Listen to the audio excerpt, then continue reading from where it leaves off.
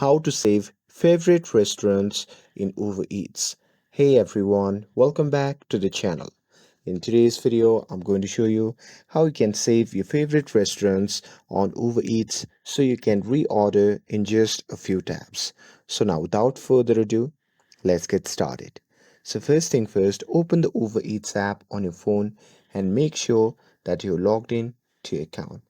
And now here, once you're inside the app, now you can either search for a restaurant that you like, or you can simply browse through your past orders or a nearby options. And now here, once you have found the restaurants that you like, you can just tap on the heart icon, which can be seen in the top right side of the screen. So simply tap on it, and after that it will be automatically added to your favorites.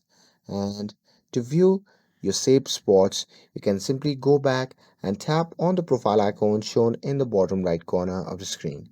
So here, once you're in this section, just tap on favorites at the top, and now here in this section you'll see the restaurants that you have added.